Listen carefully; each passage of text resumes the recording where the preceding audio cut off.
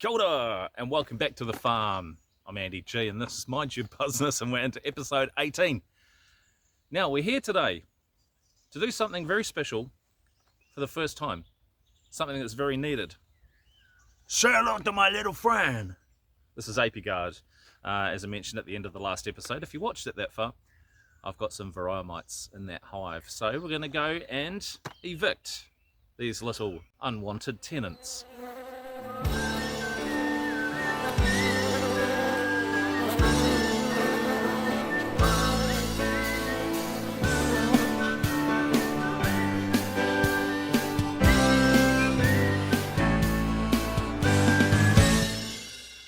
So when it comes to adding in one of these Apiguard trays to combat Varroa, or at least start the journey towards combating it, we're here for a short time, not a long time. It's not going to take long to do.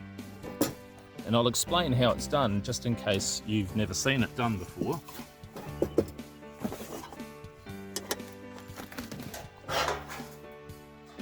A relatively dormant hive today. It's quite warm. Now, I had some good feedback from a beekeeper in Gore who mentioned that wrapping up the hive potentially could cause issues with moisture being inside the hive, so we'll keep a close eye on that. Thank you for your comment. It's a very, very valid comment.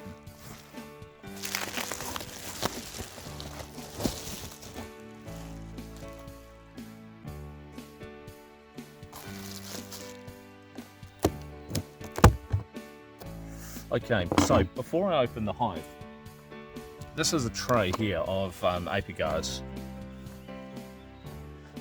and now really is a good time to put it in. So, in a nutshell, what it basically is a little silver foil tray, and in that tray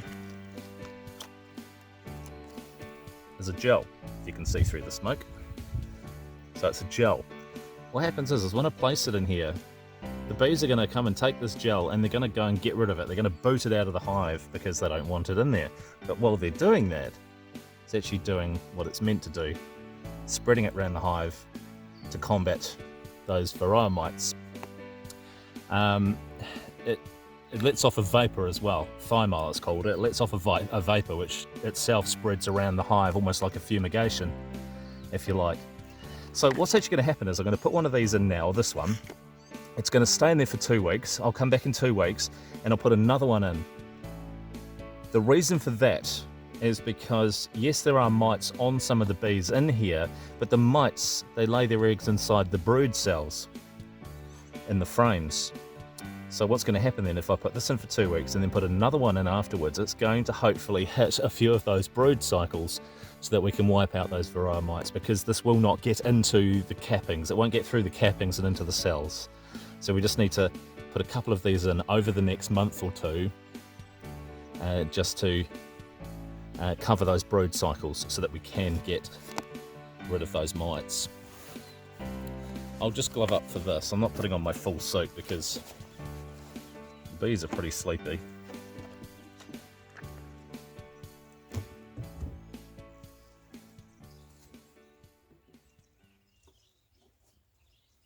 Because what the bees want to do, they're going to want to get rid of this. So I'll place it in the center.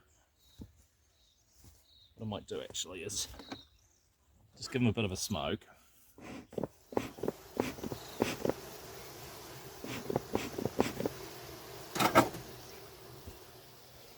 And we'll just clear them out of the way.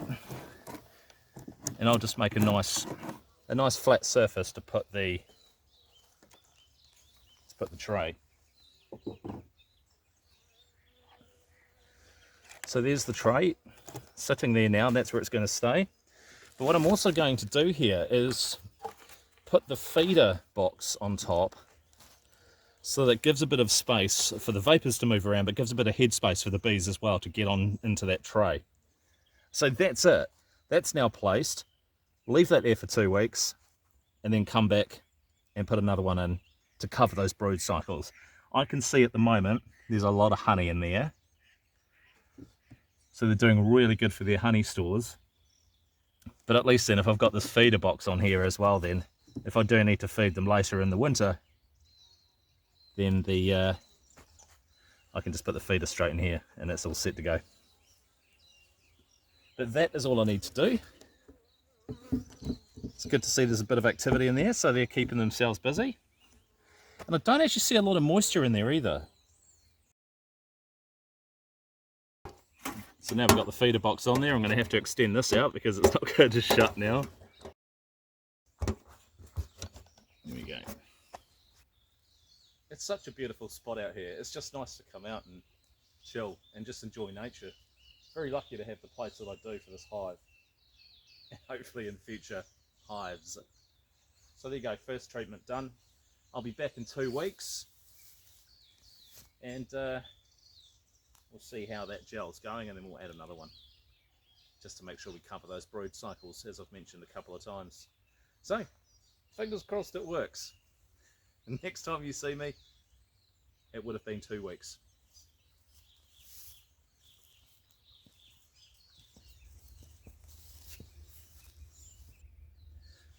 Alright, it's been a little over 2 weeks, so 17 days.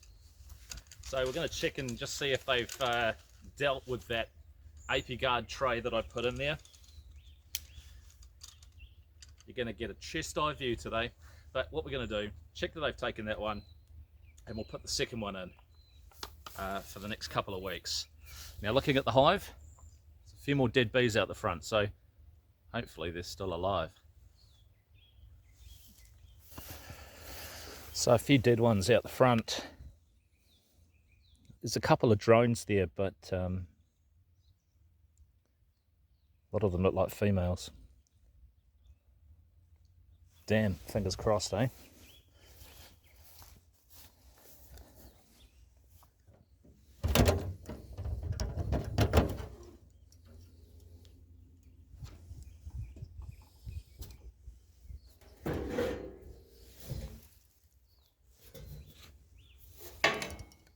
So when I put the first ApiGuard tray down, I put this feeder box on top as a spacer. Not a lot of activity in there. There's still a few of them.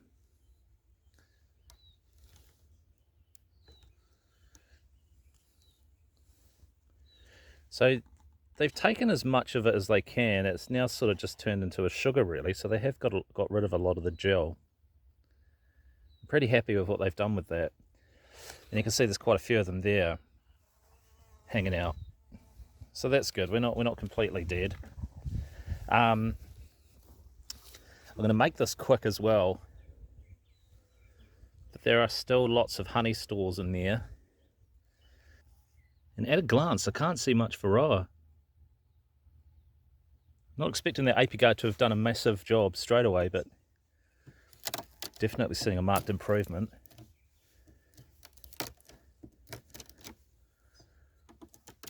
We'll just take this out. So yeah, still some good honey stores in there for them.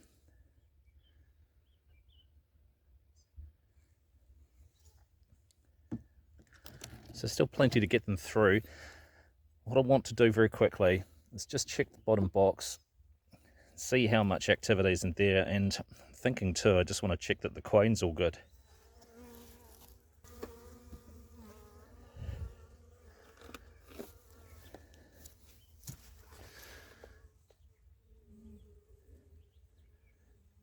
Well,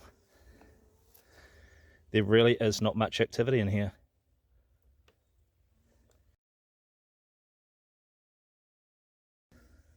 This does not look good.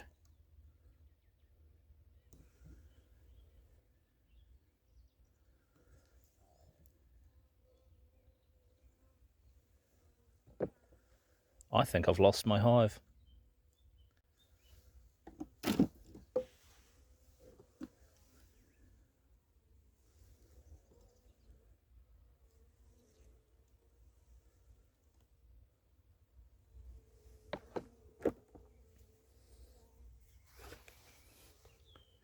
Oh shit.